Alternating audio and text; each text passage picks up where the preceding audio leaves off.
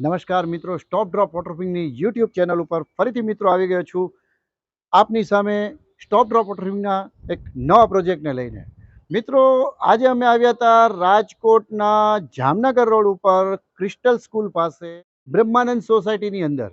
ત્યાં આગળ અમને જાણવા મળ્યું કે જે મકાન હતું એ ભેજથી ખૂબ પ્રભાવિત હતું અને કન્ડિશન બહુ જ ખરાબ હતી.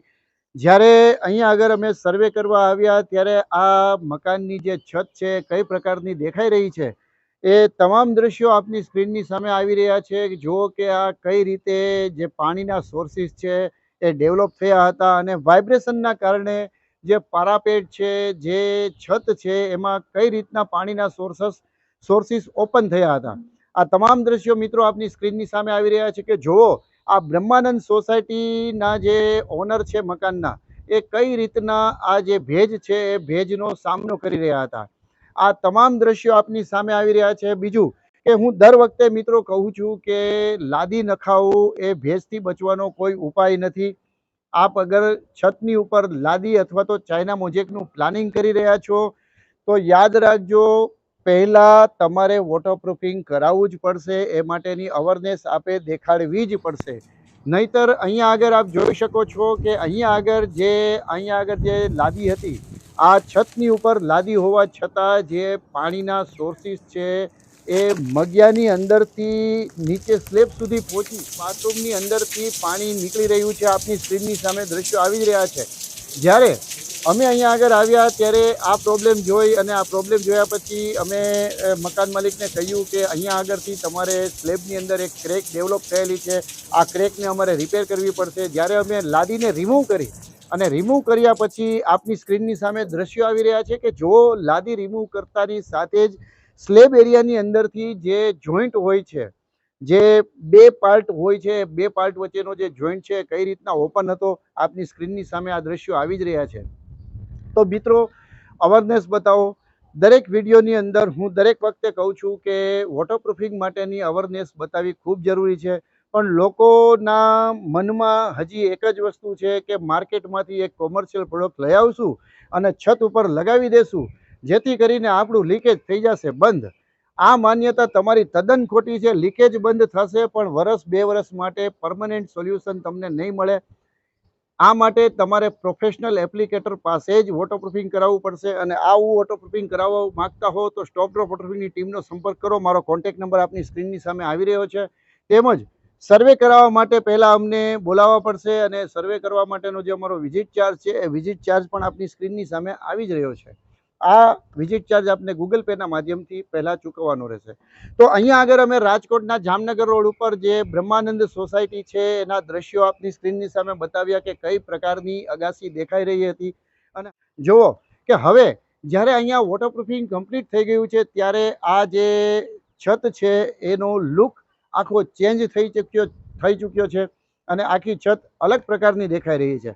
હવે હું આપને બતાવવા જઈ રહ્યો છું કે અહીંયા આગળ કઈ કઈ પ્રકારની પ્રોબ્લેમના આ લોકો ફેસ કરી રહ્યા હતા. આવો મારી સાથે. મિત્રો, આ જે પાર્ટ છે આ પાર્ટની અંદર જેમ મેં હમણાં આપને કહ્યું કે જે પાણીનો પ્રોબ્લેમ હતો, અહીંયા આગળ જે આ પાર્ટી છે એમણે ઓછામાં ઓછું 3 થી 4 વખત વોટરપ્રૂફિંગ છત ઉપર કરાવેલું હતું પરંતુ એમને રિઝલ્ટ નીલ મળ્યું હતું.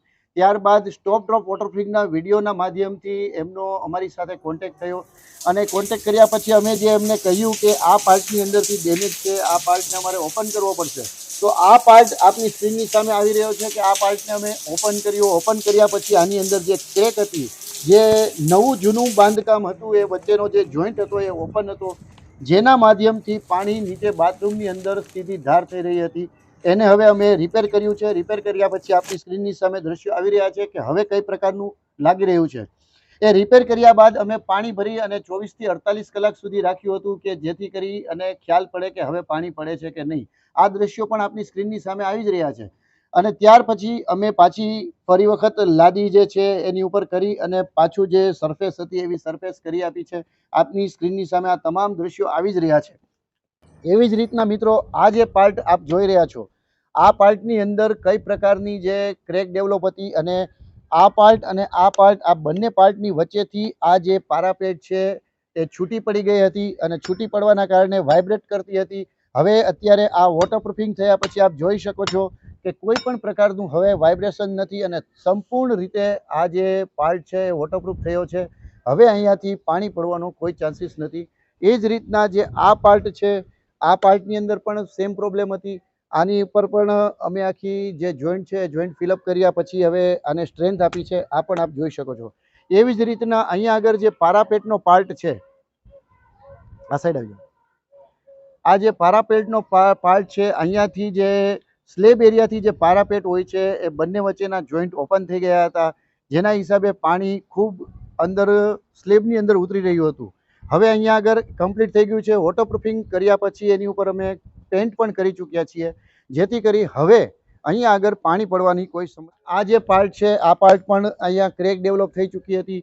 ક્રેક ડેવલપ થવાના કારણે અહીંયાથી પણ પાણી ખૂબ પ્રમાણમાં જઈ રહ્યું હતું. એ પણ હવે રિપેર થઈ ગયું છે. એવી જ રીતે